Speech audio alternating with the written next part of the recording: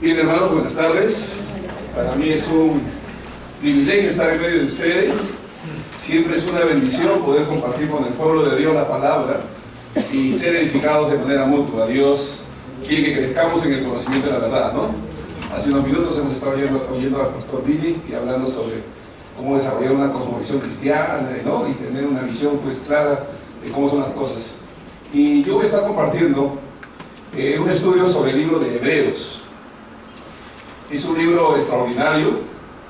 Dicen los estudiosos que hay dos libros que todo cristiano no debe dejar de leer, que es el libro de Romanos y el libro de Hebreos, ¿no? Son dos libros que van a la par y que revelan y muestran una serie de conceptos que todos nosotros como cristianos debemos estar a conocer para poder crecer y madurar. Es importante entender que este libro está escrito a creyentes salvos, judíos, después vamos a ver un poquito de eso, pero que está escrito para que los creyentes puedan entender, comprender lo que la salvación significa, lo que realmente ha sucedido. Todos somos salvos por creer en Cristo Jesús como nuestro Salvador. Él es el único mediador entre Dios y los hombres, pero para crecer en el conocimiento de la verdad hay que conocer lo que significa esa salvación, todo lo que conlleva, encierra esta obra salvífica operada en la persona de Cristo, de la cual todos nosotros somos beneficiarios, ¿no? Porque Dios nos ha salvado, hoy somos creyentes. Entonces vamos a estar estudiando el libro de Hebreos. Yo soy el pastor Otoniel Pardo, ¿no? Este libro ha sido llamado por muchos estudiosos, reconocido así, como el libro de la superioridad. Y vamos a ver por qué. El libro de la superioridad, ¿no? Porque habla acerca de lo superior que es Cristo, lo superior que es el cristianismo, lo superior que es la obra que Dios ha llevado a cabo sobre todo sistema anterior, ¿no? Entonces, ese libro, llamado el libro de la superioridad, se muestra que Cristo es superior a todo y a todos. El libro se va a encargar de demostrarnos a través de una serie de argumentos que el autor va a desarrollar, va a mostrarnos que Cristo, y esta es una verdad que todos nosotros debemos abrazar, creer con todo el corazón, que Cristo es superior a todo y a todos. Él es superior, Él es insuperable, ¿no? No hay nada más grande o mayor que Cristo. Cristo es superior a todo y a todos. Y déjeme decir aquí que, incluyendo a todos los personajes de la Biblia, ¿no? A veces nosotros nos prendemos de algunos de los personajes bíblicos, nos sentimos atraídos por alguno de ellos. En mi caso, yo me he sentido muy atraído por la persona de Pablo. Pablo ha sido por un tiempo mi ídolo, hasta que descubrí que no hay nadie que supere a Jesús, incluyendo a Pablo, ¿no? A veces sucede. Cristo es superior a todo y a todos. Y que el cristianismo es superior al judaísmo. Que el cristianismo es superior al judaísmo.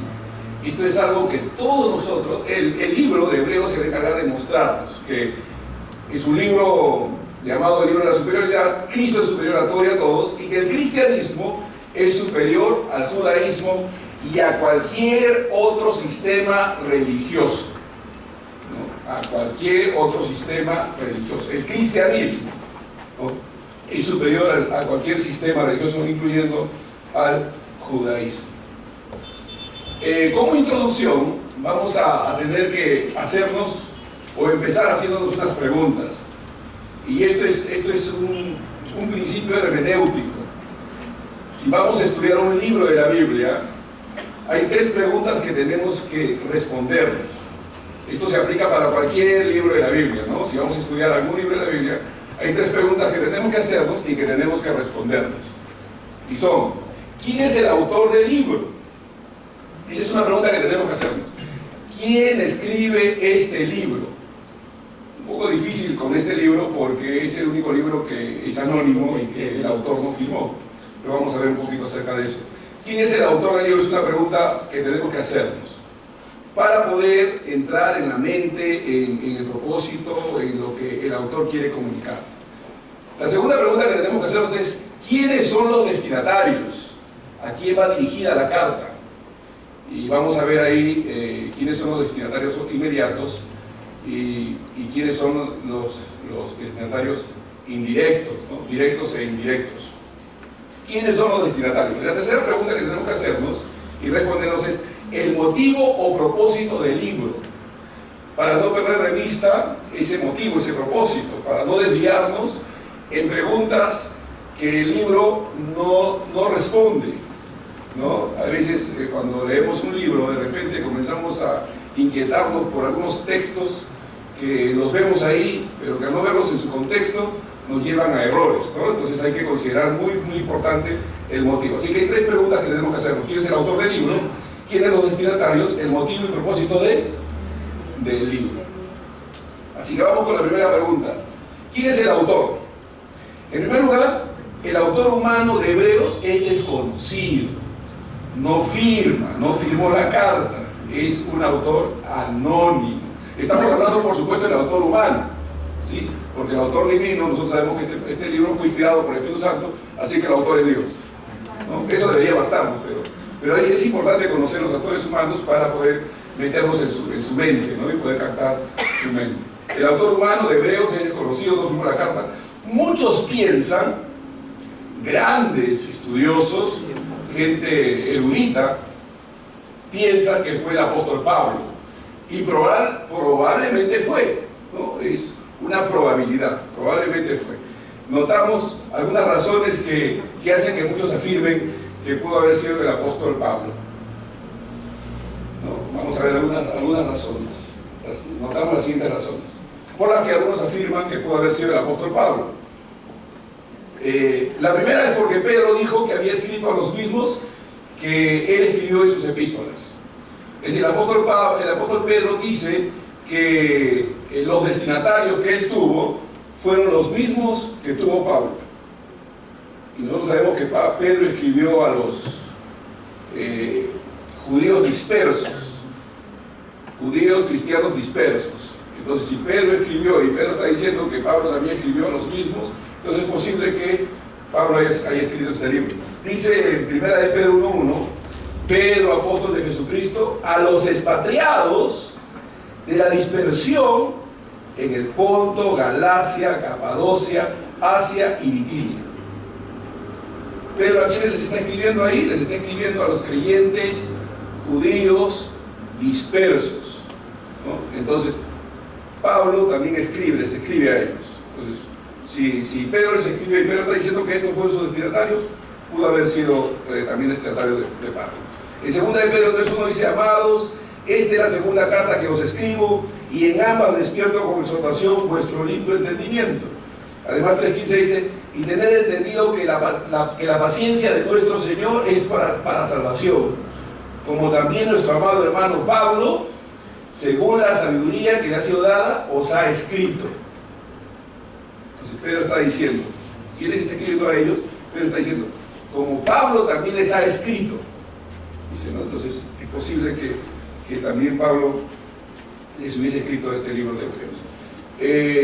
Hebreos 3:16 dice: casi en todas sus epístolas, hablando de ellas en estas cosas, entre las cuales hay algunas difíciles de entender, las cuales los indoctos e inconstantes tuercen, como también las otras escrituras, para su propia perdición. Pedro escribió a los hebreos o israelitas de la dispersión. Y Pedro está diciendo a quienes también ustedes han recibido cartas de Pablo, ¿no? La segunda razón, en Hebreos 13:23 dice: sabed que está en libertad nuestro hermano Timoteo, con el cual si viniere pronto iré a verlos. Y todos sabemos que Timoteo era parte del equipo del apóstol Pablo. Entonces Timoteo fue compañero de Pablo, y el escritor habla con mucha familiaridad de Timoteo, ¿no? En Hebreos 13:25 dice el autor: la gracia sea con todos vosotros. Amén. Y esa es una forma que tiene Pablo también de firmar sus cartas, ¿no? Resaltando la gracia, ¿no? Así terminó Pablo sus cartas cuando él escribió. Esta carta, según Hebreos 13:25, fue escrita desde Italia. Y Pablo estuvo de misionero haciendo obra, dice la Escritura, en España y en lugares también, también por esos lugares, ¿no? Saludad a todos vuestros pastores y a todos los santos, los de Italia os saludan. Ahora, el libro pudo haber sido escrito, según los estudiosos, antes del año 70. ¿Por qué es importante saber esto? Porque en el año 70 hubo una persecución, el general romano Tito entró a Jerusalén, dice la historia, que entró inclusive al templo, sacrificó un chancho, dice que ahí, y sacrificó también a algunos judíos devotos, lo que le llaman la abominación desoladora y todo esto, ¿no? Entonces, el año 70, donde se destruyó el templo y cesaron los sacrificios, ¿no? Entonces, en Hebreos se muestra que todavía los sacrificios continúan, ¿no? Es más, el autor hace señal de muchas cosas que se están practicando todavía en esa época. Entonces, eso quiere decir que el templo todavía no había sido destruido. Lo más probable es que haya sido escrito entonces antes del año 70, ¿no? Y que fue destruido el templo de Jerusalén y cesaron los sacrificios. Hebreos 11, 10 y 12 dice: notamos que todavía se celebraban los cultos en el templo al escribirse el libro de Hebreos. Probablemente fue escrito entre el 63 o 67 después de Cristo, ¿no? Estos son datos que debemos considerar. Ahora, el propósito del libro está definido en Hebreos 13:22, donde dice: os ruego, hermanos, que soportéis la palabra de exhortación, pues os he escrito brevemente. El apóstol Pablo está diciendo ahí, perdón, el escritor, no más probable que haya decir el apóstol Pablo, se puede decir el apóstol Pablo, no hay ningún problema, o se puede decir el autor, ¿no? Aunque como digo, el autor fue anónimo, ¿no? Os ruego, hermanos, que soportéis la palabra de exhortación, pues os he escrito brevemente. Este libro fue escrito a los judíos cristianos, ¿sí? A los judíos cristianos. Ellos son los destinatarios directos, o sea, que habían aceptado al Señor Jesucristo como su Salvador, ¿no? Entonces, fue escrito de manera directa. Los destinatarios directos son los judíos cristianos. El motivo, las aflicciones y las persecuciones que estaban sufriendo.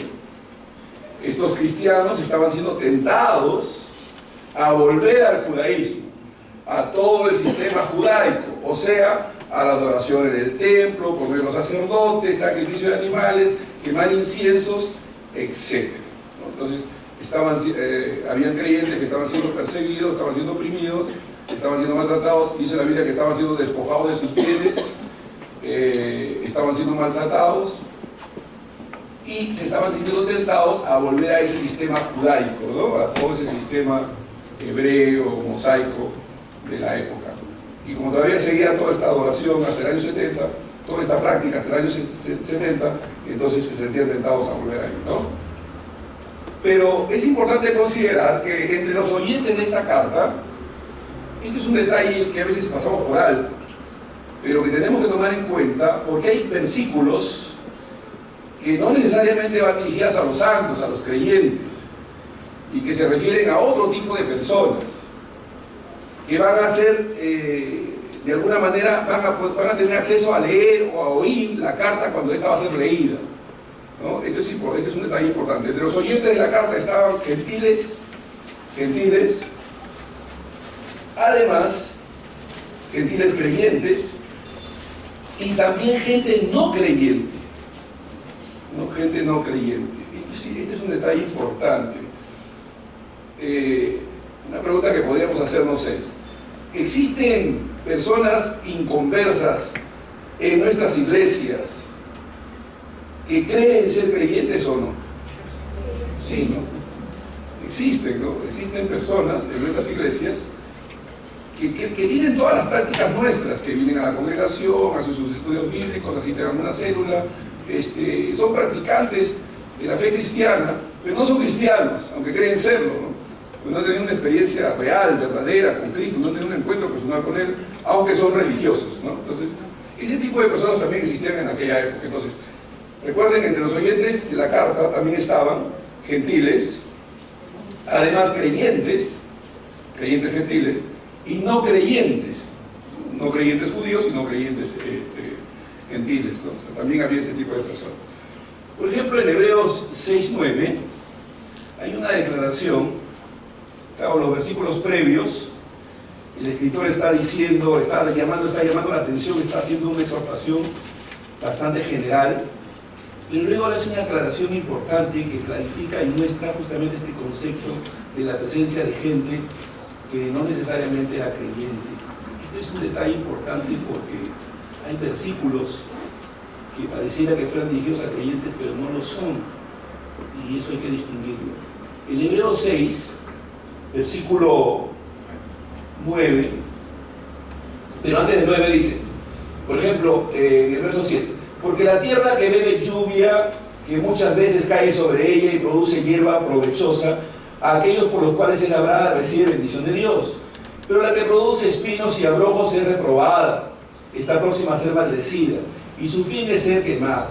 O sea, está haciendo una reprensión, está diciendo de que en un campo hay de los dos tipos de hierbas, ¿no? Hierba mala y hierba buena, y que las dos están creciendo juntas, ¿no? Las dos están beneficiando de la lluvia, pero una va a producir un mal fruto y la otra una buena, aunque están juntas, ¿no? Entonces, eso está diciendo. Pero, dice, verso 9, pero en cuanto a vosotros, ese vosotros son los creyentes. Esos vosotros son los creyentes. Pero en cuanto a vosotros, oh amados, estamos persuadidos de cosas mejores, ¿no? Sobre todo estoy leyendo en el contexto de lo que dice la advertencia contra la apostasía y todos esos versículos que parecieran que estuviesen dando a entender de que hay mucha gente ahí que puede perder lo que ha obtenido, ¿no?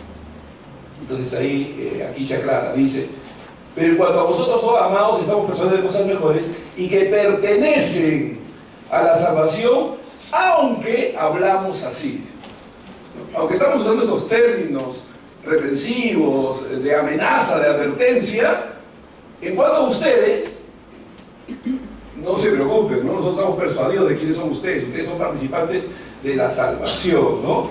Aunque estamos hablando así, ¿no? Aunque estamos hablando así.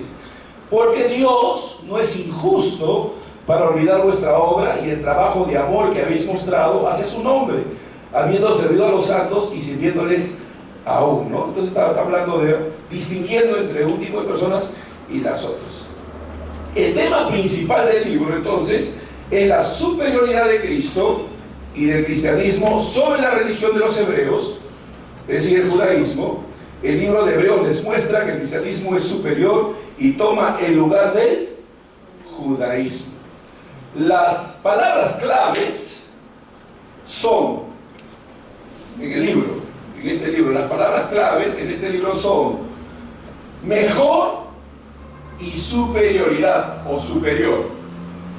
Esas palabras no se las olviden, son importantes, ¿no? Las palabras claves son mejor y superior o superioridad. Esas son las palabras claves del libro, porque el libro nos va a mostrar, y el pastor Miguel estaba hablando de sistemas, nos va a mostrar que el sistema cristiano,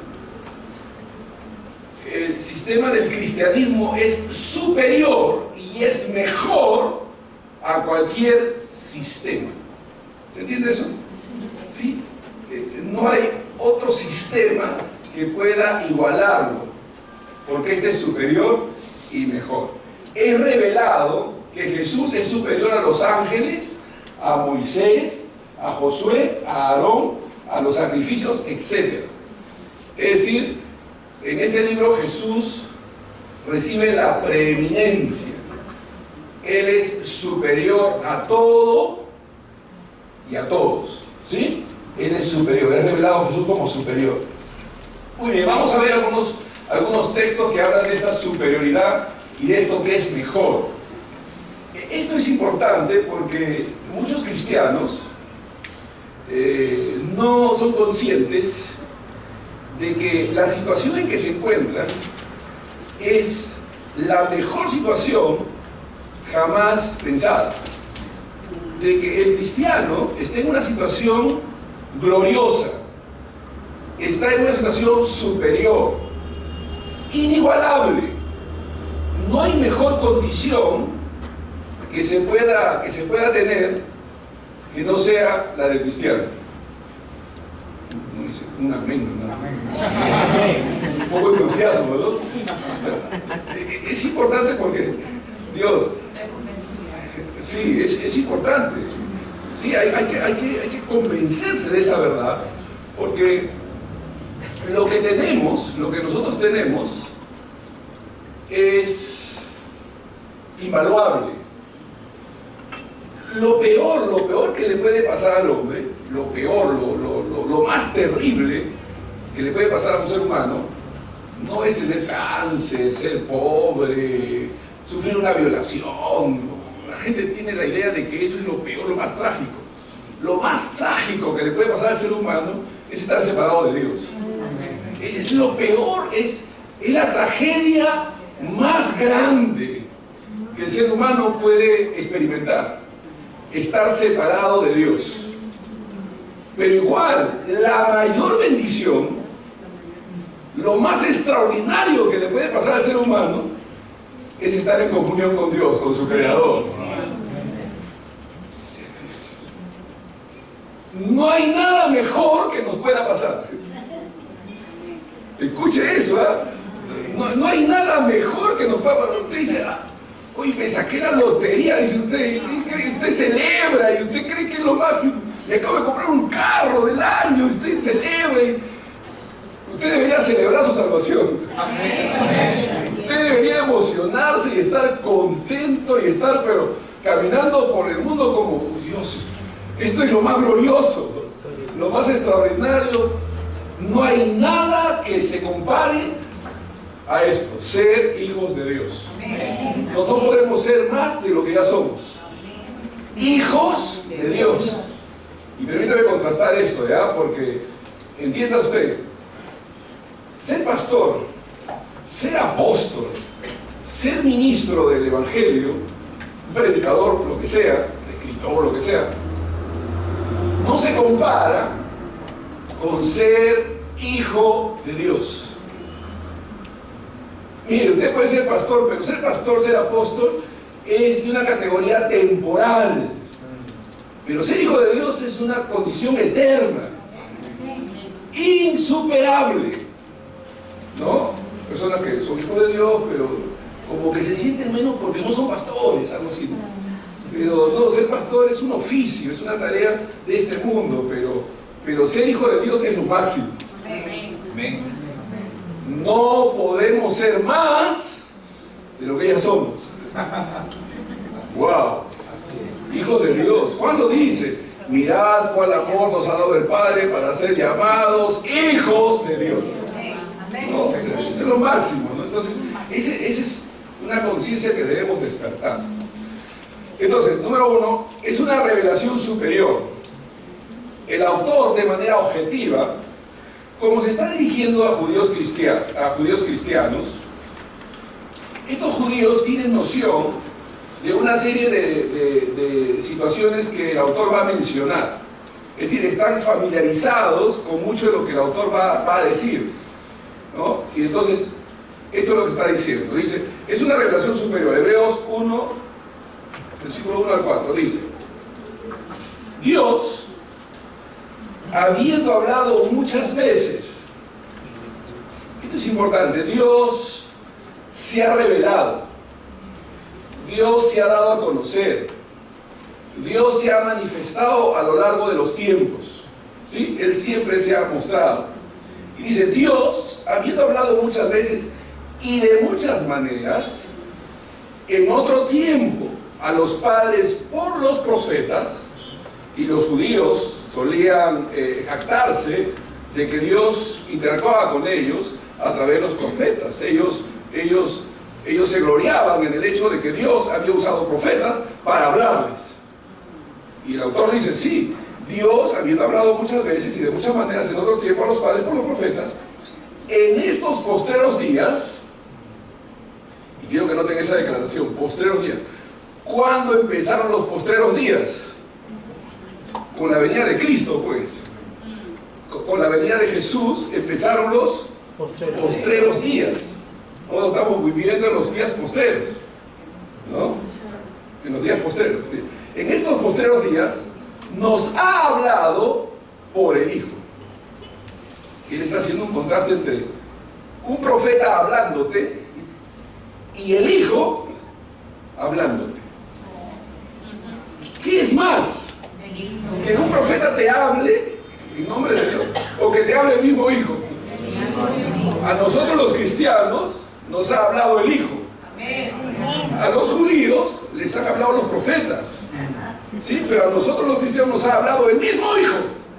Alabado sea Dios, ¿no? Ese es glorioso, dice. En estos últimos días nos ha hablado por el Hijo, a quien constituyó heredero de todo y por quien asimismo hizo el universo. O sea, la razón de todo lo que existe es Cristo Jesús, el Hijo de Dios, y Él mismo nos ha hablado. Amén.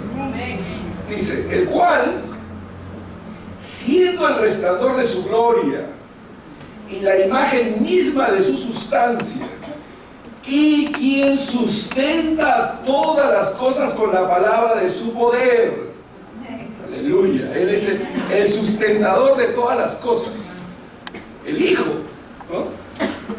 Dice, habiendo efectuado la purificación de nuestros pecados por medio de sí mismo, se sentó a la diestra de la majestad en las alturas, hecho tanto superior a los ángeles, cuanto heredó más excelente nombre que ellos.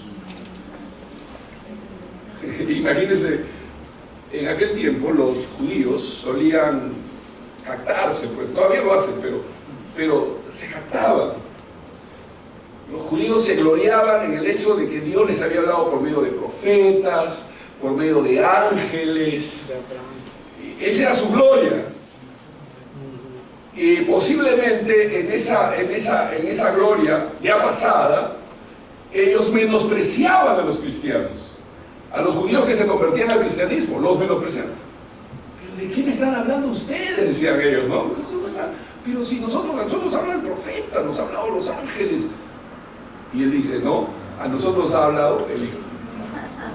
Y no es cualquiera, Él es heredero de todo.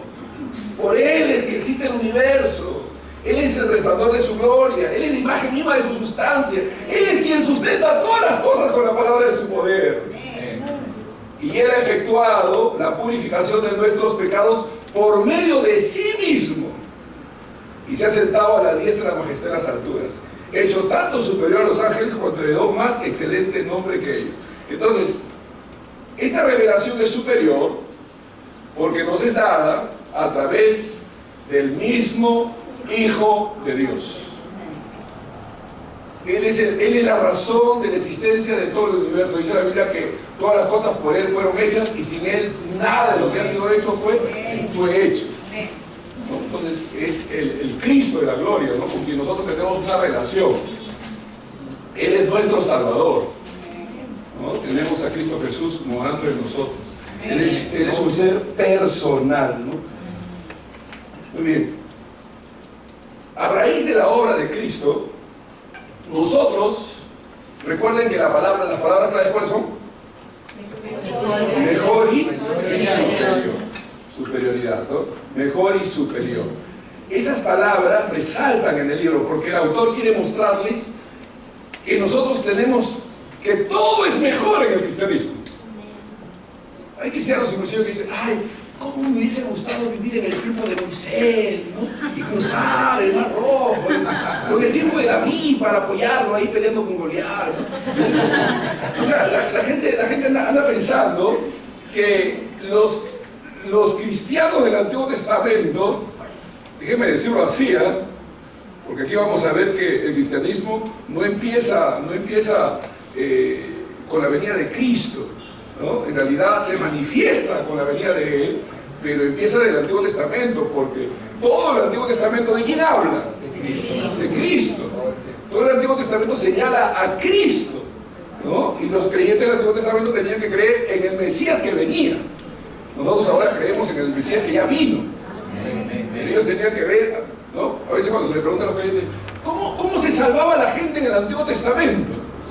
Y algunos creyentes, un poquito despistados, dicen, por guardar la ley, dicen. Pero si nadie guardó la ley, todos dicen que iban al infierno, ¿no? Pero no, por fe, ¿no? Por fe. ¿Por fe en quién? En Cristo, en aquel Mesías que estaba siendo prometido, que iba a venir. Ellos debían ejercer fe en el mediador, ¿no? Entonces, pero ahora nosotros tenemos una esperanza mejor. Una esperanza mejor. Hebreos 7:19. ¿Qué dice ahí?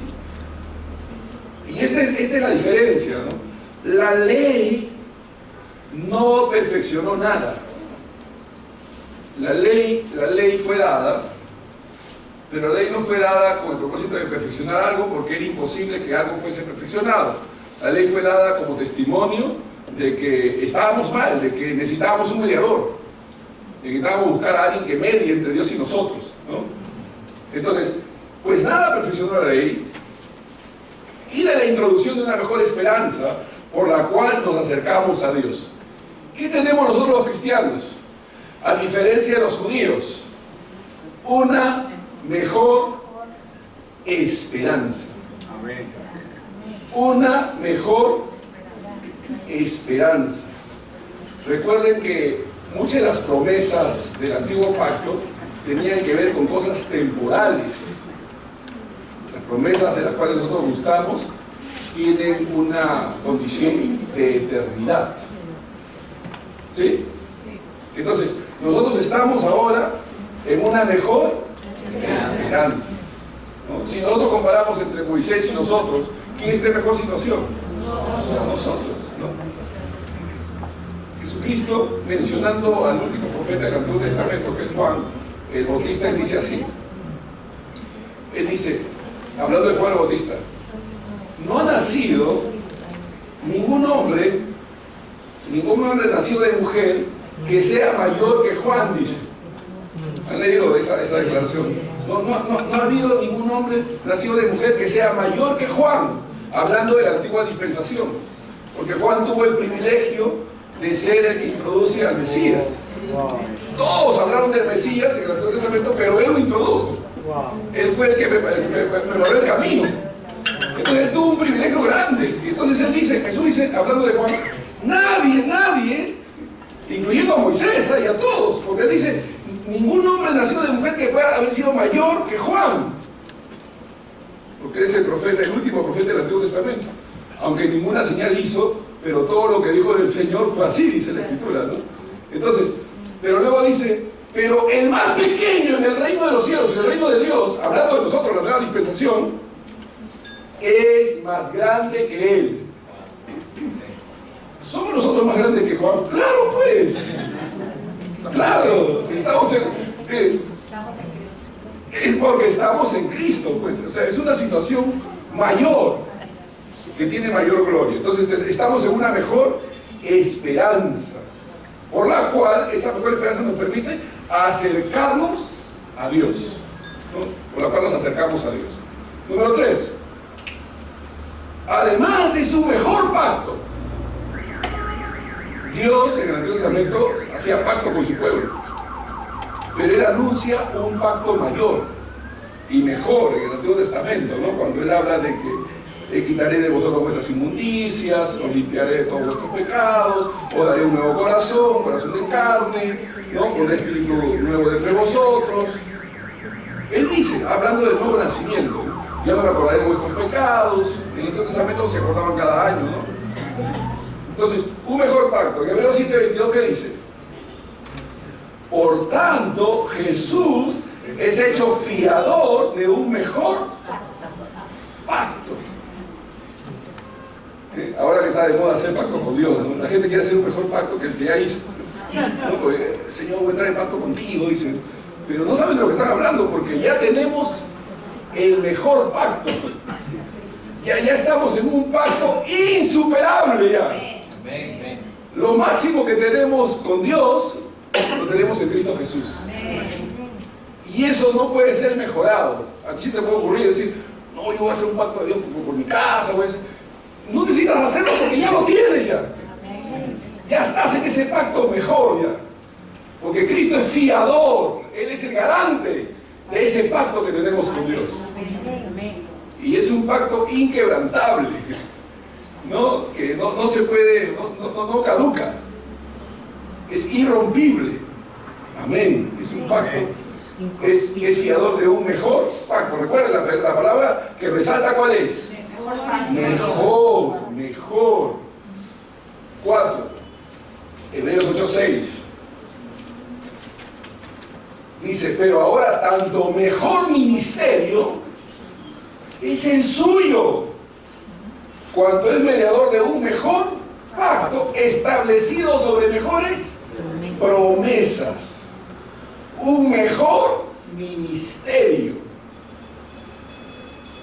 El ministerio de los sumos sacerdotes, los sacerdotes, era un ministerio temporal.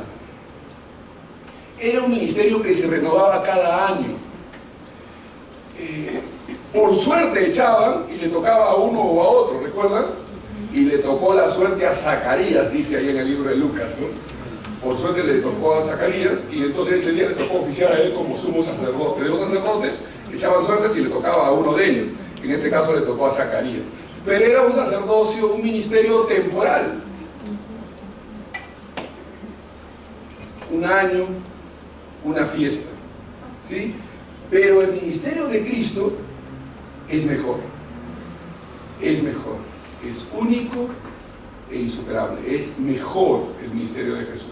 Él es mediador de un mejor pacto que está establecido sobre mejores promesas, y eso nos da lugar al quinto punto, mejores promesas. El mismo versículo, pero ahora tanto mejor ministerio es el suyo, cuanto es mediador de un mejor pacto establecido sobre mejores promesas. Por eso les decía, las promesas en el Antiguo Testamento, en el Antiguo Pacto, eran promesas que tenían carácter temporal. ¿Recuerdan? O sea, el Señor les prometía una tierra, muchas de ellas eran temporales, les prometía salud, también algo temporal. La bendición nuestra es que tenemos mejores promesas que tienen carácter eterno, pero que incluyen las temporales, por eso es mejor, ¿no? Porque incluye todo, incluye las temporales y la amplía a lo eterno, ¿sí? O sea, es mucho más grande, mucho mayor. Imagínense cómo se deben haber sentido los judíos legalistas, nacionalistas, ¿no? que eran racistas, ¿no? ¿Cómo se deben haber sentido cuando están leyendo esta carta? ¿No? Y claro, cómo se deben haber sentido los cristianos fieles, piadosos, judíos cristianos fieles, piadosos, de animados y de alentados, porque se están dando cuenta que no hay comparación.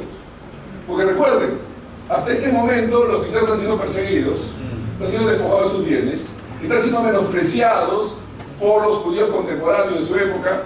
Muchos de ellos están sufriendo el desalojo de sus hogares, están celebrando, oficiando ceremonias fúnebres por cada cristiano, por cada judío que se convertía.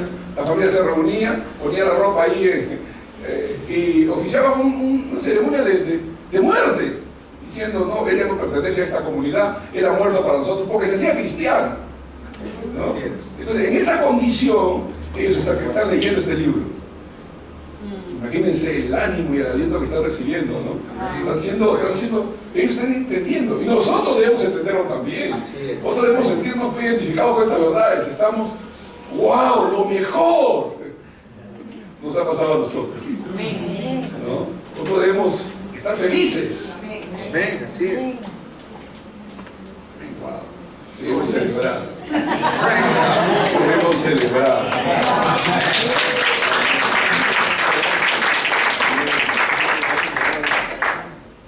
Da lugar a un paréntesis. Quiero que vengan conmigo.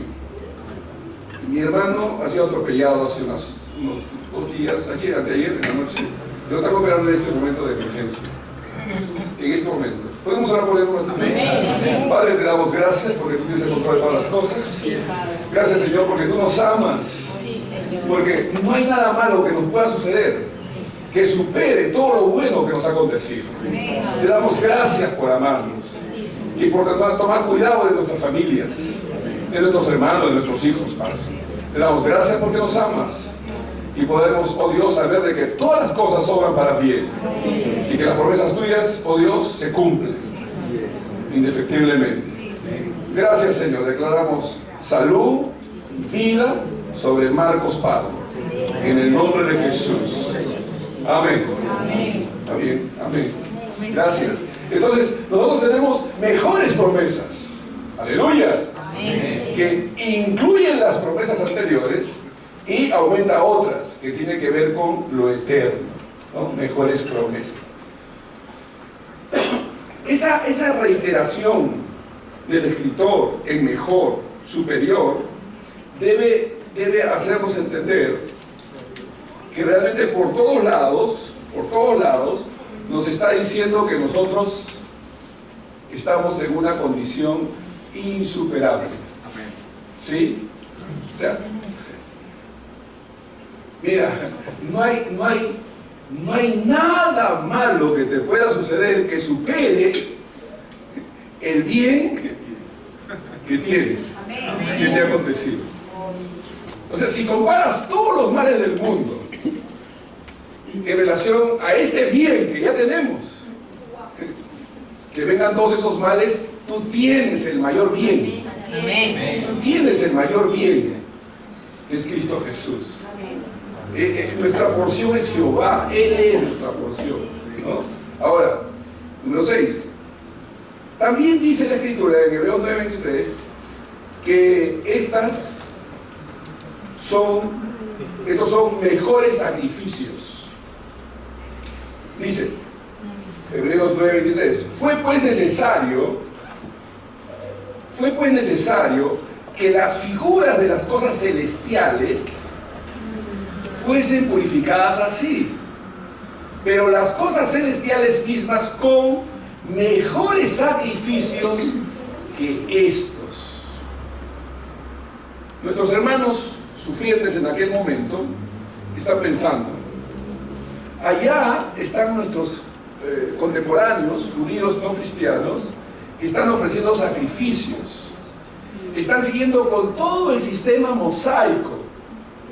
Los sumos sacerdotes todavía están vigentes, los sacerdotes, los sacrificios, el templo todavía está de pie. O sea, paralelamente con la predicación del cristianismo y el cristianismo creciendo, paralelamente todavía hasta el año 70 seguían los sacrificios vigentes.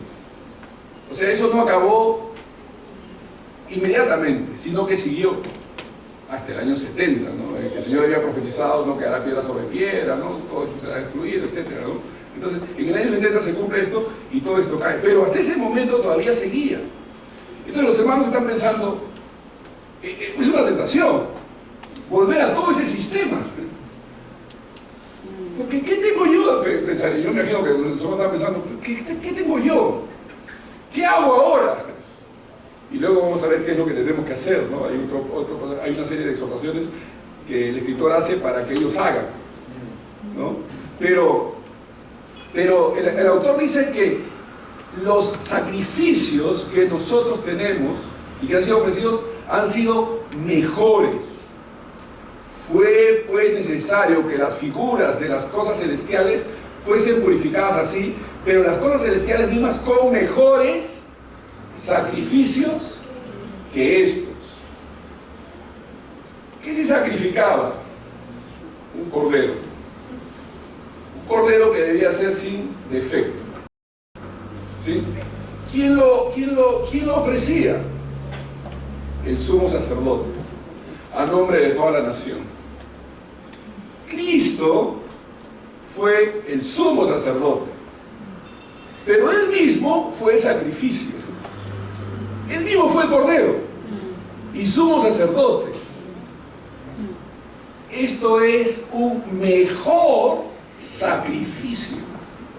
Y un sacrificio que vale por todos. Porque en el caso anterior de los sacrificios era que cada año tenía que hacerse. Pero la Biblia dice que con una sola ofrenda hizo perfectos para siempre a los santificados, ¿no? Hebreos 10:14, ¿no? Que con una sola ofrenda hizo perfectos para siempre a los santificados. Una sola, la de Jesús. Más que suficiente, gloria a Dios, ¿no? Entonces, mejor el sacrificio que esto. Además, 7, se habla de una mejor herencia. De una mejor herencia.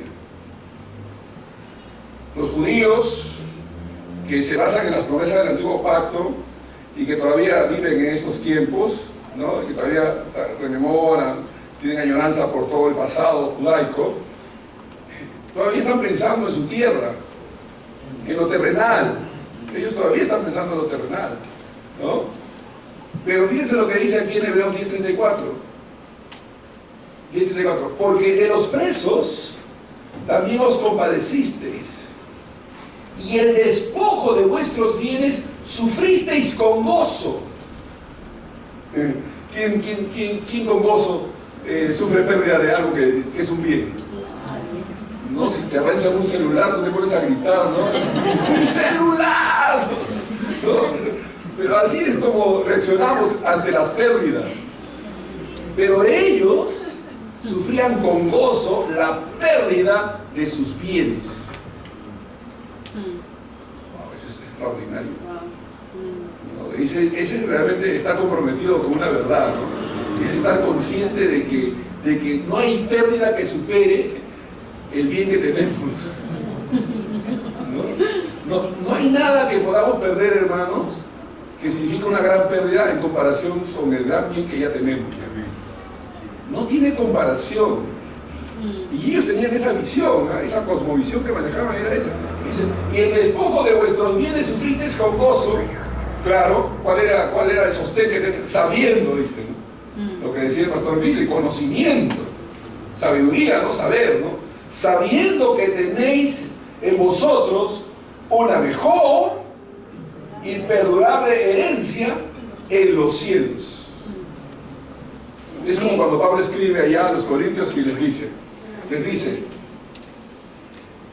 si ustedes tienen que compartir un bien material y el ministro les está sirviendo un bien espiritual y ustedes les están dando un bien material, dice Pablo, ¿quién está dando más? ¿Quién está dando algo mejor? Porque si ustedes le dan dinero, ustedes están dando algo temporal. Pero si Él les está dando la palabra, Él les está dando algo que tiene valor eterno. ¿Qué es más? Es un asunto de perspectiva, ¿no? Porque ¿cómo tú ves las cosas? ¿A qué le das más valor?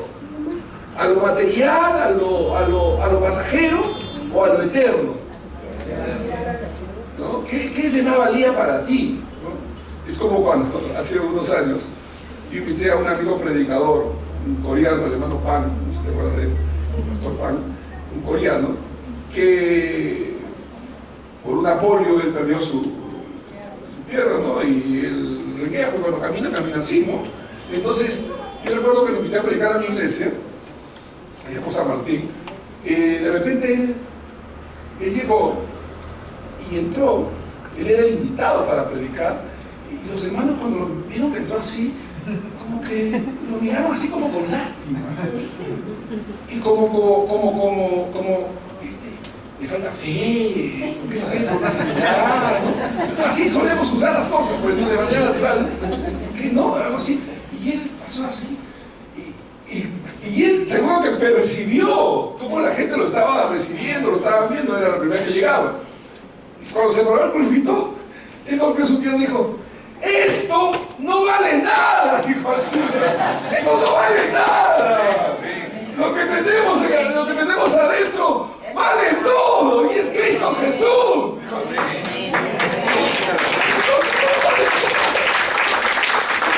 Los hermanos lo estaban viendo como pobrecito, pero él estaba feliz, ¿no? Él estaba contento, porque él dice, ya me rengueo, pero tengo el que está perfecto dentro de mí.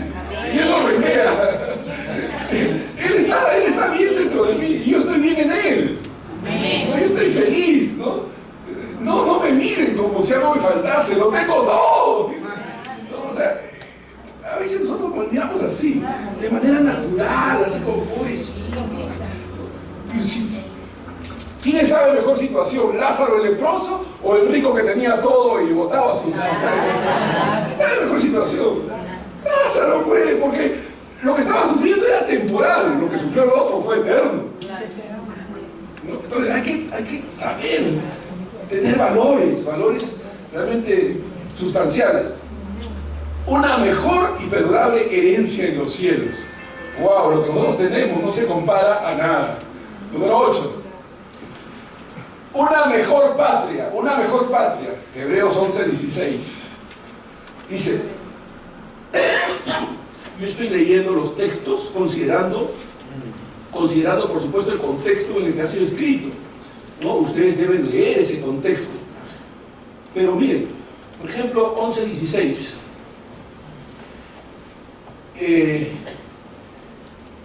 Verso 13 dice: conforme a la fe murieron todos estos sin haber recibido lo prometido.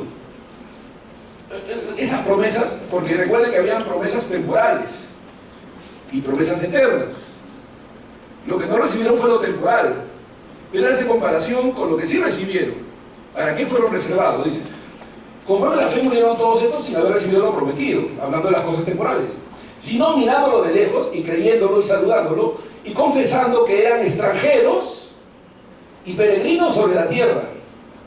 Porque lo que de esto dice claramente da a entender que buscan una patria. Pues si hubiesen estado pensando en aquella de donde salieron, ciertamente tenían tiempo de volver. Pero anhelaban una mejor. ¿Una mejor qué? Una mejor patria. Esto es celestial. Por lo cual Dios no se avergüenza de llamarse Dios de ellos, porque Dios les ha preparado una ciudad, ¿no? El sueño de la casa propia. Cumplido por siempre, ¿no? Cumplido por siempre, ¿no? Una mejor patria. Dice, pero anhelaban una mejor patria, esto es celestial. Por lo cual Dios no se avergüenza de llamarse Dios de ellos, porque Dios les ha preparado una ciudad. Él no se avergüenza de llamarse nuestro Dios, porque nosotros valoramos lo eterno, porque nosotros realmente consideramos con aprecio lo que no se ve, no lo temporal. Está bien, podemos disfrutar de las cosas temporales, pero recordando que somos peregrinos y extranjeros en esta tierra. Estamos de paso, aleluya. ¿No? Nuestra patria celestial nos espera. Número 9. Y para coronar, nos espera una mejor resurrección. Todos los que resucitaron o resucitan hasta hoy vuelven a morir, excepto Cristo. Amén. El único que ha resucitado y no ha vuelto a morir es Cristo Jesús. Pero después todos los que han resucitado, incluyendo a Lázaro, volvieron a morir. ¿Sí? ¿Se entiende eso? O sea, fue una resurrección temporal, pues. Pero nuestra resurrección, la que nos espera, es eterna. No morirá jamás. Dice en Hebreos 11:35, las mujeres recibieron sus muertos mediante resurrección, mas otros fueron atormentados, no aceptando el rescate. Gloria. Estaban dispuestos a morir por el Señor. Recuerden a Sadrach, Mesach y Abednego.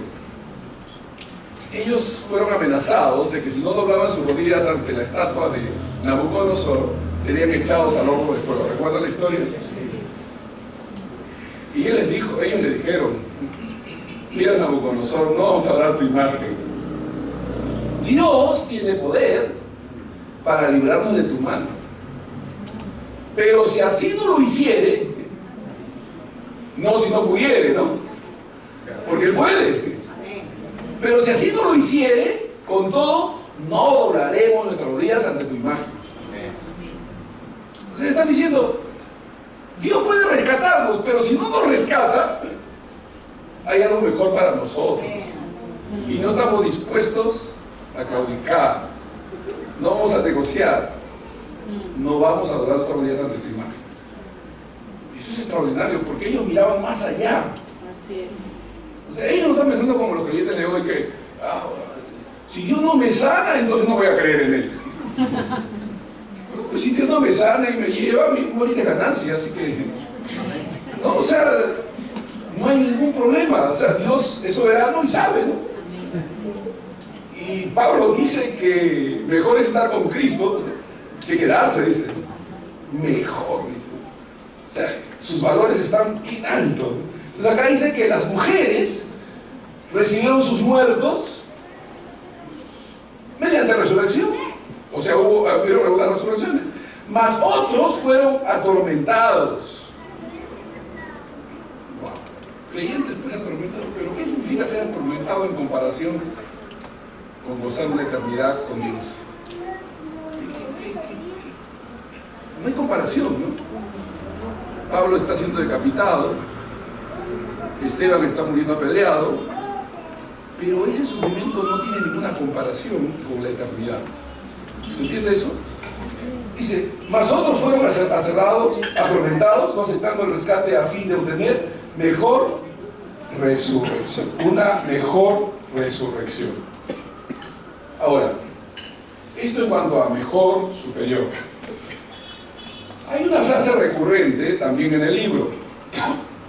Es una frase que es esta: se sentó. Se sentó. Nadie se sienta si no ha terminado su obra. ¿Sí? Es decir, ya no hay ninguna práctica humana aquí que tenga que ver con sacrificios, ofrendas y cosas así, porque Él se ha sentado. Amén. Esta también es una frase recurrente en el libro. ¿Puedes pasarlo? Sí. Esta también es una frase recurrente en el libro. Se sentó. Y esto se refiere a la obra cumplida de Cristo. Él ya lo hizo todo. Él ya lo hizo todo. No necesitamos añadir alguna obra nuestra a la obra que Él ya cumplió, consumado fue. ¿Sí? Ya Él llevó a cabo la obra. Él es el mediador.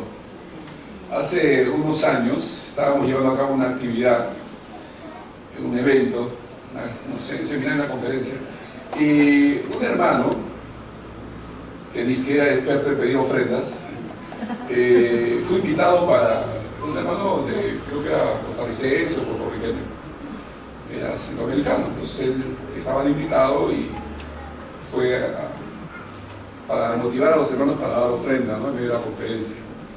Entonces él empezó muy bien. Él empezó diciendo: el poder de la ofrenda, dijo él. El poder de la ofrenda. Tú sabías, dice él, tú sabías que la ofrenda te abre los cielos. Y todos dijeron amén. Todos dijeron amén. La ofrenda te abre los cielos. Entonces, digo, ¿tú sabías que la ofrenda hace que Dios preste atención a ti? Y efectivamente, la ofrenda hace que Dios preste atención de Dios hacia nosotros. Entonces comenzó a decir de varias cosas que la ofrenda hacía. Pudo haber cerrado muy bien lo que estaba diciendo, porque todo lo que estaba diciendo era bíblico. Pero él cerró así: así que si tú quieres que todas estas cosas se cumplan en ti, pasa adelante y da tu ofrenda. Y la gente comenzó a correr a dar su ofrenda, porque todo el mundo quiere que eso se cumpla en ellos. Todo el mundo. Pero, ¿qué fue su error? ¿Qué fue su error?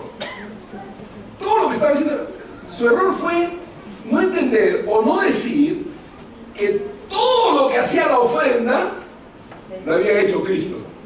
Porque Él es la ofrenda. Así es. O sea, Él es el que abre los cielos para nosotros, el que atrajo la atención de Dios hacia nosotros. Él es la ofrenda. La verdadera ofrenda, porque todo lo demás es símbolo, es tipo, es figura. Pero Él es la ofrenda. Entonces, Él estaba haciendo que la gente pusiese los ojos en lo temporal. Cuando todas esas ofrendas mencionadas señalan a la ofrenda perfecta que es Cristo Jesús. Error, ¿sí o no?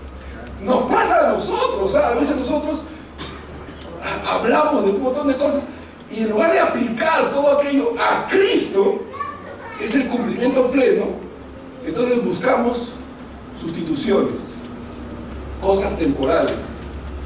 Y Él es todo para nosotros. Él es el único mediador entre Dios y los hombres. Dice en el versículo 3 del capítulo 1 de Hebreos, el cual siendo el resplandor de su gloria y la imagen misma de su sustancia, y quien sustenta todas las cosas con la palabra de su poder, habiendo efectuado la purificación de nuestros pecados por medio de sí mismo, se sentó.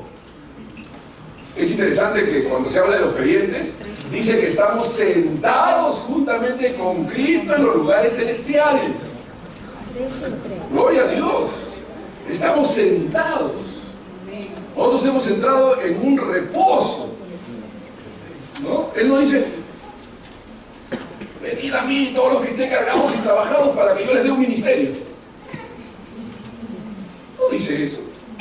Venid a mí todos los que estén cargados y trabajados para que yo los haga ministros. No. Porque todos esos llamados es para hacerlo en el reposo. La obra no descansa sobre nuestros hombros. Descansa en los hombros de Dios. Nosotros solamente somos colaboradores. Pero la obra la lleva Él a cabo. Él está llevando a cabo. Yo, dijo, edificaré mi iglesia. Y nosotros colaboramos. Amén. Pero Él hace la obra. Él es el que está llevando. Aquel que comenzó la buena obra en vosotros la perfeccionará hasta el día de Cristo, de Jesucristo. Él se sentó a la diestra de la majestad de las alturas. Capítulo 10, verso 12. Pero Cristo, habiendo ofrecido una vez, es importante, una vez, para siempre, un solo sacrificio por los pecados, se ha sentado a la diestra de Dios. Hay que tener cuidado de que no nos engañen. Porque a veces el creyente es, pero ¿y qué tengo que hacer yo? Y te hablan como si faltase algo que tú tienes que hacer. Pero Él está sentado y nosotros lo que tenemos que hacer es sentarnos también. Sentarnos también. Toda actividad hecha en el cuerpo de Cristo debe ser hecho en reposo, ¿no? En la confianza de que Él está llevando a cabo su obra. Porque la obra es de Dios, no nuestra. Nosotros solo colaboramos con Él. Amén. ¿No? Porque Él está sentado y quiere que nos sentemos. ¿No? Quiere que nos sentemos.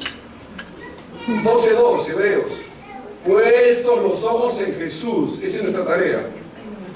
Puestos los ojos en Jesús, el autor y el consumador de la fe, el cual, por el gozo puesto delante de Él, sufrió la cruz. Por el gozo puesto delante de Él, sufrió la cruz, menospreciando el oprobio, y se sentó. Aleluya. Se sentó. Recuerden que las palabras recurrentes tienen el propósito de señalar un énfasis especial en ello. Está sentado. Jesús ha triunfado sobre sus enemigos. Él está esperando que sea puesto bajo su libertad, pero Él está sentado. Aleluya, esperando. Amén. Pero Él ya ganó, ya venció. Gloria a Dios. Él está sentado a la diestra del trono de Dios. En el libro de Hebreos hay una serie de 10 exhortaciones. Recuerden que el apóstol dice, el escritor dice, que Él nos está exhortando. Por supuesto que la palabra exhortar, hay que entender, hermanos, que la palabra exhortar, ¿qué significa? Hablar con ruegos. La palabra exhortar significa hablar con ruegos, ¿no? La palabra original en su origen etimológico es hablar con ruegos. La palabra exhortar. Exhortar significa llamar la atención rogando. Esa es la palabra que significa exhortar, ¿ya? Exhortar. Por si acaso, para que estén Muy bien, entonces, ¿puedes pasar a la otra? Acá, sí. ¿Sí? Ahí nomás, pero que aparezca la Hay una serie de 10 exhortaciones a estos creyentes. O sea, el autor quiere llamar la atención de estos creyentes para que hagan determinadas cosas, para que tomen determinadas acciones y determinadas actitudes, ¿sí? En base a todo lo que ha venido diciendo, como todo es mejor, como estamos en una situación insuperable, entonces nosotros, en respuesta a ese entendimiento de lo que Dios es y ha hecho por nosotros en Cristo, nosotros hacemos algunas cosas. ¿Sí? ¿Se entiende eso? O sea, respondemos. Dice la Biblia que nosotros le amamos a Él porque nos amó primero, ¿no? Nosotros respondemos a la acción de Dios. En nosotros es una respuesta. ¿Qué respuesta debemos dar frente a lo que Dios ha venido haciendo o ha hecho ya en Cristo Jesús? Número 1, dice en Hebreos 4:1, temamos. Temamos. Esta palabra temer no significa tener miedo. No significa tener miedo, sino que más bien significa ser respetuoso, reverente ante aquello que Dios ha hecho. ¿Se entiende eso? ¿Sí? Temamos, pues no sea que permaneciendo aún la promesa de entrar en su reposo, alguno de vosotros parezca no haberlo alcanzado.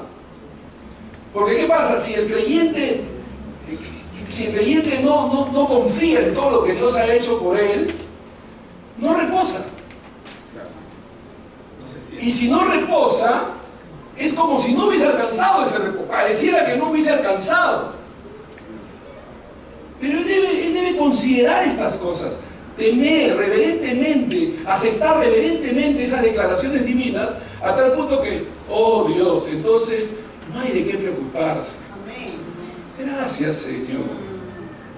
¿No? Confianza, ¿no? O sea, Señor, entonces no hay por qué tener temor, o miedo, o desconfianza, sino que más bien, oh Dios, gracias, yo entiendo. Entonces entro en el reposo, o experimento el reposo que ya tengo en Cristo Jesús.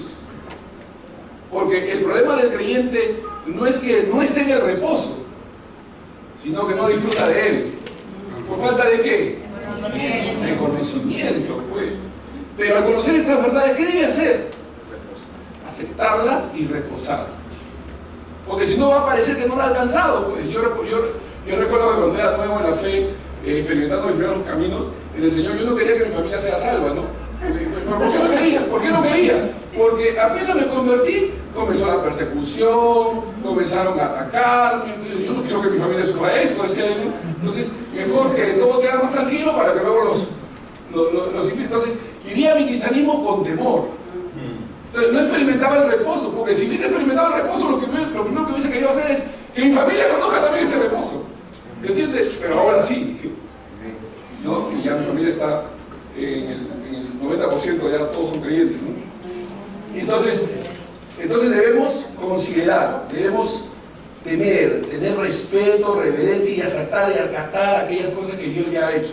¿Por qué? Porque si no, la promesa permanece, pero tú no disfrutas del reposo que Él ya te ha dado en Cristo Jesús. Y muchos creyentes viven así, ¿no?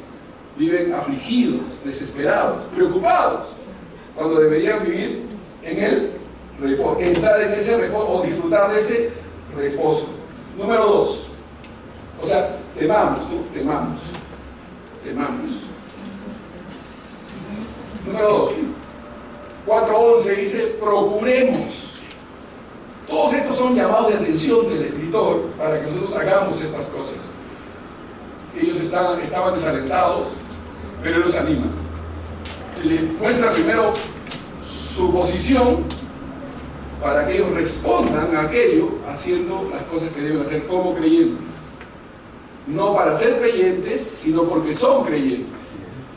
¿Entiende eso? Entonces, para que disfruten aquello que ya tienen. Entonces, procuremos, dice. Procuremos, pues, entrar en aquel reposo para que ninguno caiga en semejante ejemplo de desobediencia. O sea, procuremos experimentar ese reposo, vivir en ese reposo, porque el reposo ha sido provisto. Porque ¿quién es nuestro reposo? Cristo Jesús. Venid a mí todos los que estéis trabajados y cargados y yo os haré Descansar. Debemos vivir disfrutando nuestra vida en Cristo Jesús. Sabiendo que ya estamos descansando de nuestras obras. Y ahora las obras que hacemos, las hacemos, dice la Biblia, en aquellas obras que Él ha preparado de antemano para que viviésemos en ellas. Pero esas obras se hacen en un reposo, en gracia, en libertad, ¿no? Que fuerzas de la gracia que es en Cristo Jesús, dice la palabra de Dios. Entonces, procuremos, dice. O sea, tienes que ser activo, tienes que entrar con decisión en aquello que ya Dios ha hecho por ti y disfrutarlo. Amén. No te conformes, no puedes vivir por debajo de lo que ya tienes, que es una salvación segura en Cristo Jesús. Número 3, acerquémonos. Hebreos 4:16 y Hebreos 10:22. Acerquémonos. Acerquémonos pues confiadamente al trono de la gracia. O sea, acerquémonos con confianza, con libertad, al trono que no es un trono de juicio. Mire, cuando el sumo sacerdote entraba al lugar santísimo, entraba con temor. Y sabía que si había un defecto en el cordero o él no estaba santificado, podía morir.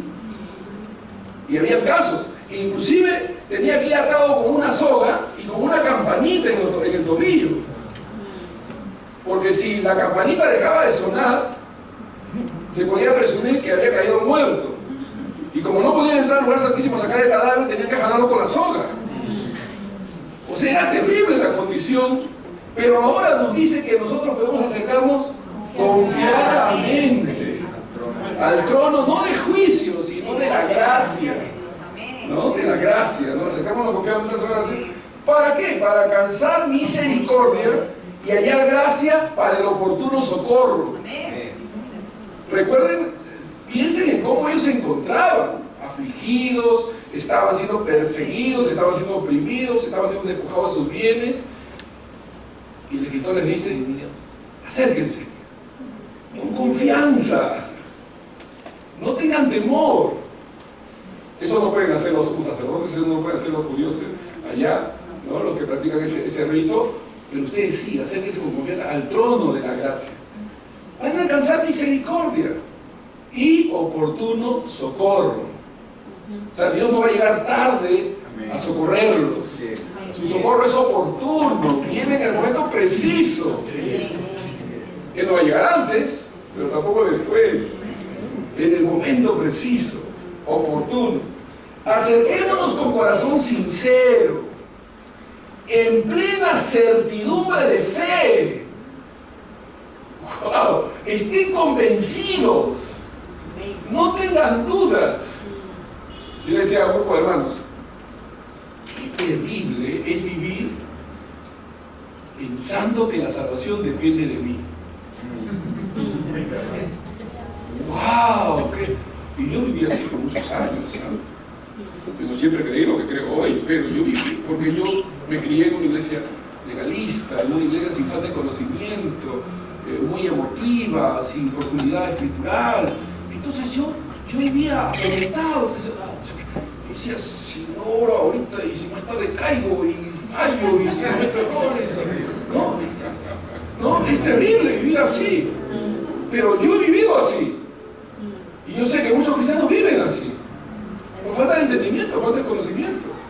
Viven con miedo, ¿no? Pero acá dice, en plena certidumbre de fe,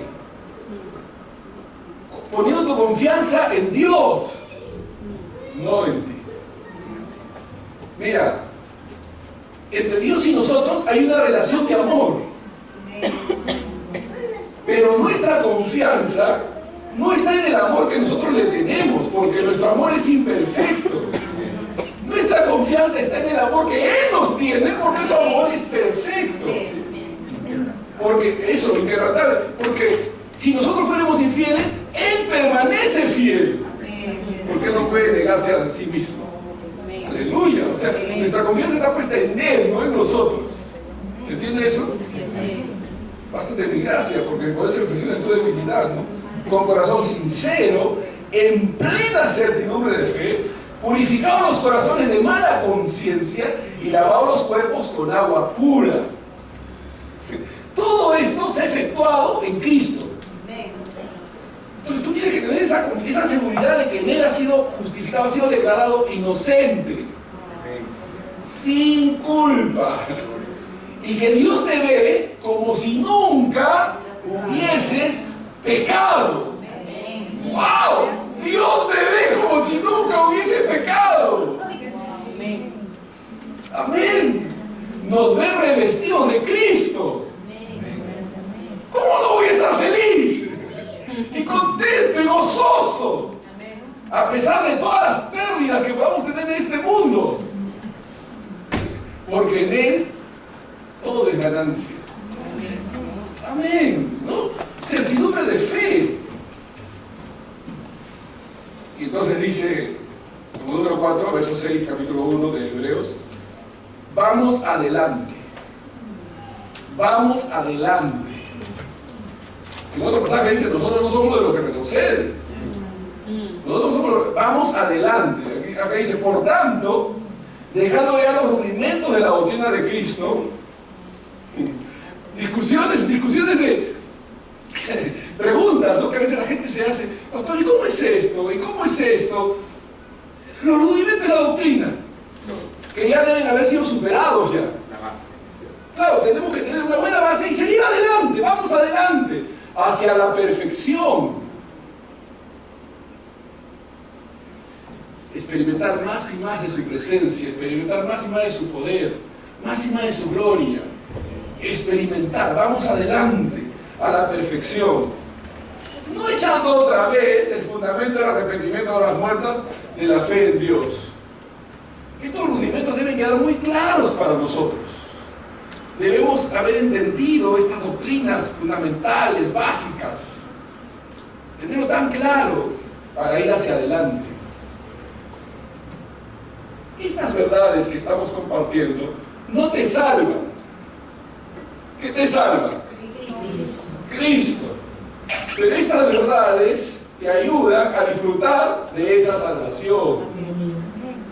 Te ayudan a crecer en el conocimiento de la verdad y a vivir una vida victoriosa. Porque un cristiano salvo puede experimentar fracaso, derrota. No está disfrutando de esa vida poderosa porque no sabe de lo que es capaz en Cristo. Y la Biblia dice que en Él haremos proezas. Podemos sobreponernos a cualquier dolor, a cualquier situación, porque estamos en Cristo Jesús, ¿no? Entonces, número 5, cada una de ellas son exhortaciones. Dice, mantengamos firme, Hebreos 10:23, mantengamos firme, sin fluctuar, la profesión de nuestra esperanza, porque fiel es el que prometió.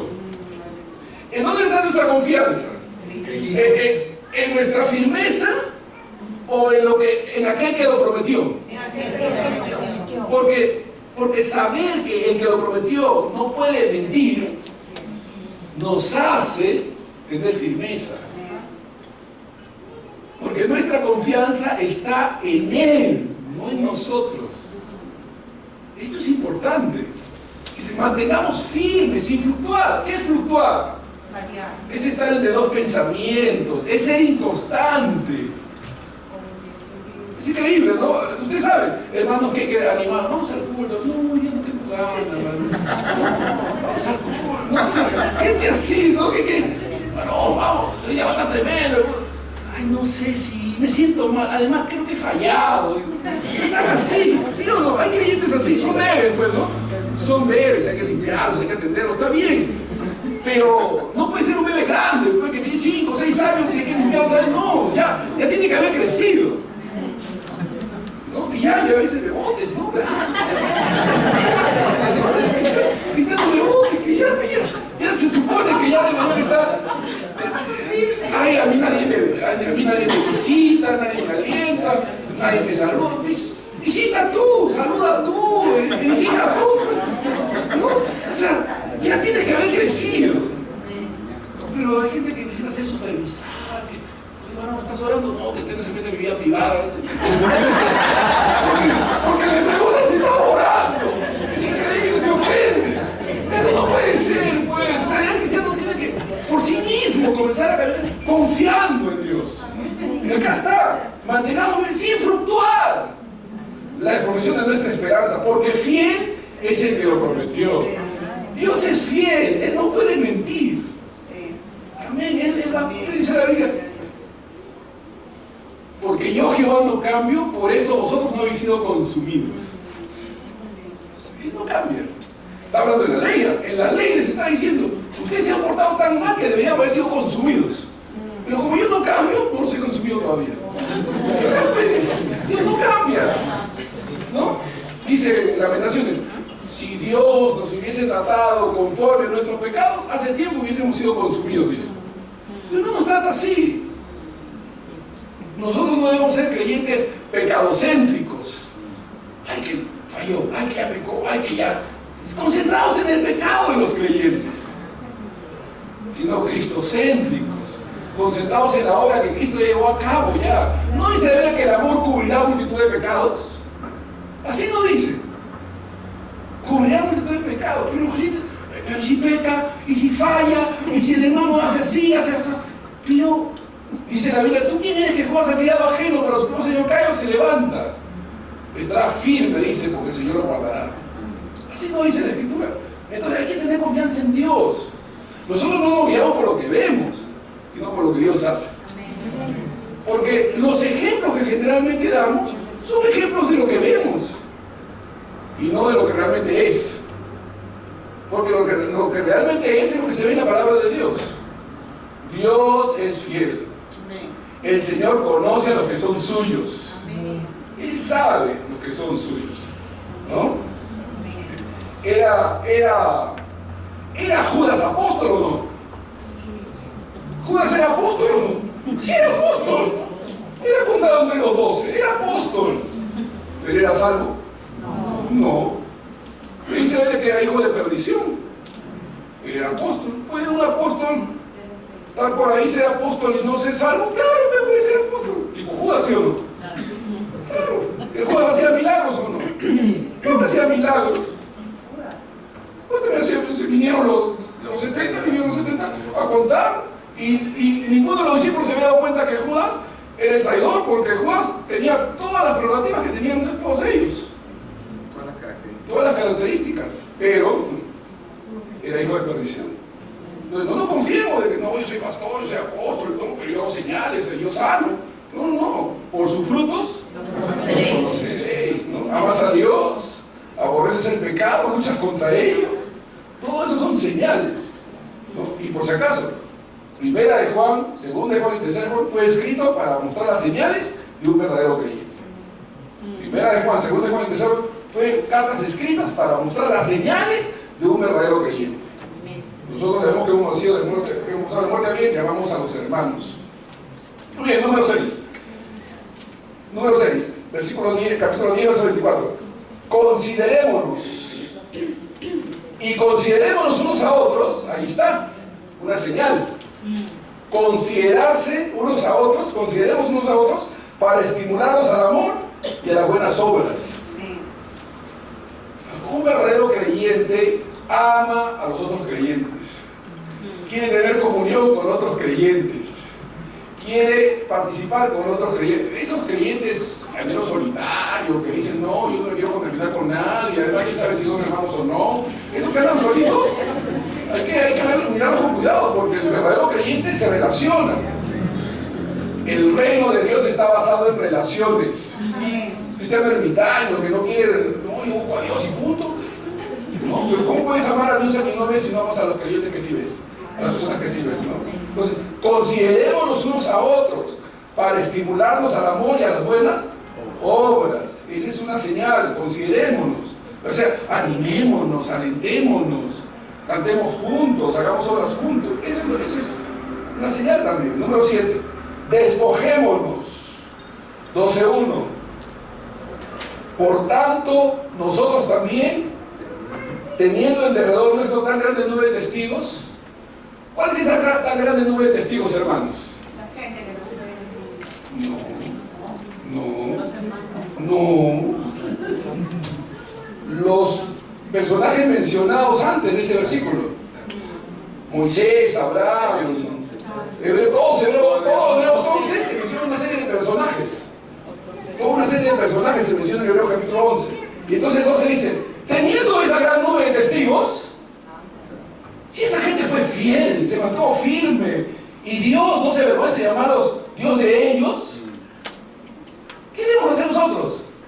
Despojarnos. ¿De qué? De todo peso y del pecado que nos asedia. Recuerden que acá es una diferencia, peso y pecado, ¿no? Pecado, las cosas malas, negativas, y peso, las cosas buenas, pero que nos estorban, pues. ¿No? Cosas buenas que están ahí, que son lícitas, pero que no convienen. Eso es Peso. Peso, despojémonos de todo peso.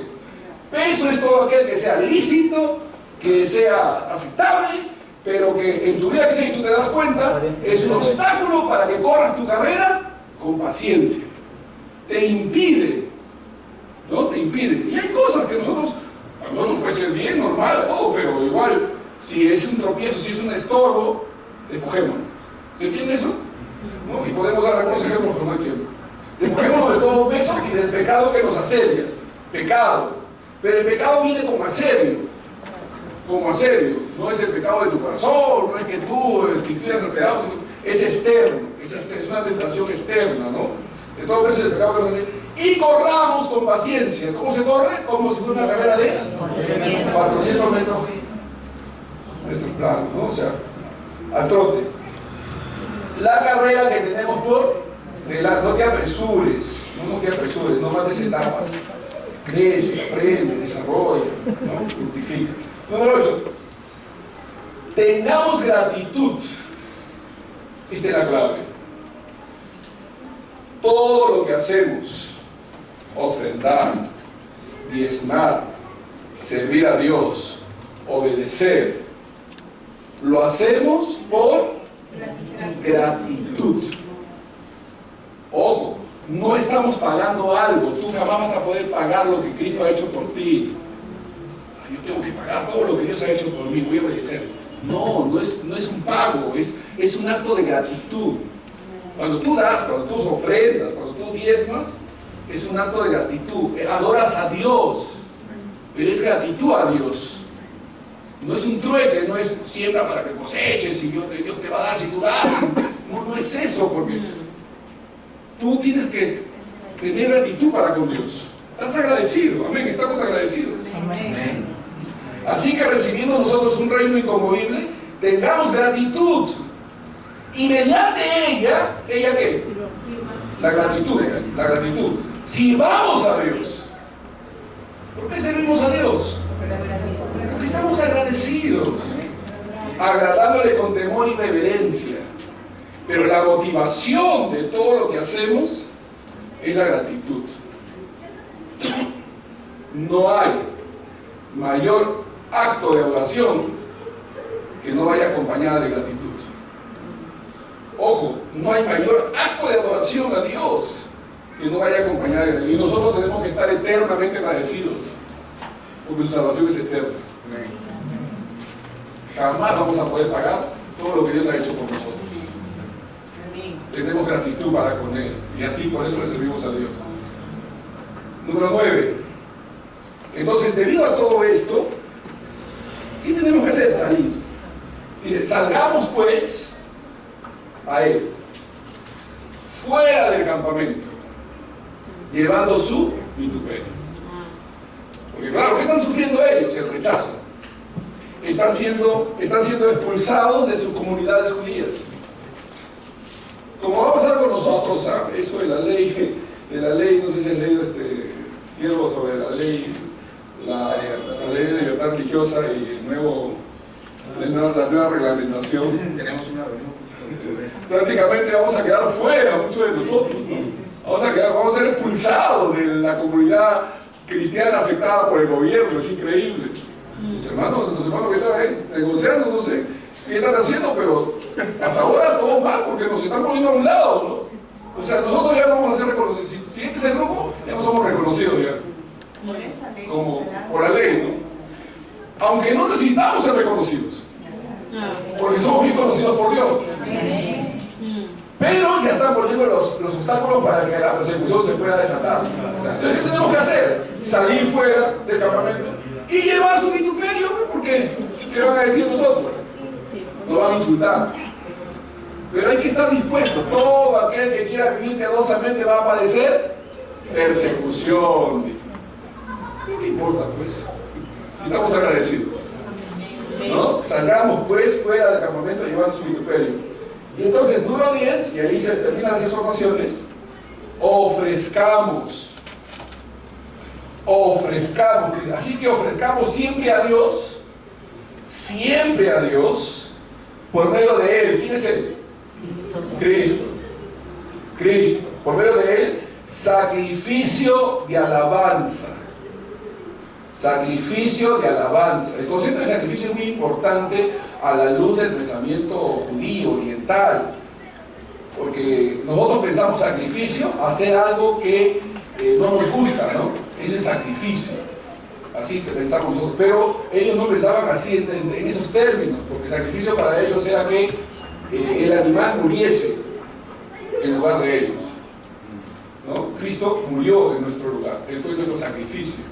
Pero sí hay sacrificios en el reino de Dios. ¿Pero cuál es el sacrificio? Sacrificio de alabanza. Pero va más allá de simplemente cantar una alabanza a Dios, ¿no?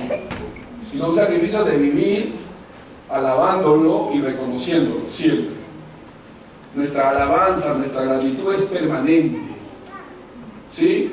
O sea, no es que solamente alabamos cuando cantamos. Toda nuestra vida es una alabanza a Dios, es un reconocimiento al amor y a la gracia de Dios. Para eso vivimos, para gloria y alabanza de su nombre, ¿no? Entonces, sacrificio de alabanza es decir, frutos de labios que confiesan su nombre, ¿no? Frutos de labios. O sea, nosotros hablamos abiertamente de Él, lo reconocemos como Señor, como Salvador, como el todo de nuestras vidas. ¿Recuerdan a Pablo? Para mí el vivir es Cristo. Ya no vivo yo, mas Cristo vive en mí. O sea, lo reconocemos. Él es el amo, Él es el Señor. Como decía el salmista, no a nosotros, oh Jehová, sino a tu nombre. La gloria, la alabanza, el reconocimiento a ti, Señor. Amén.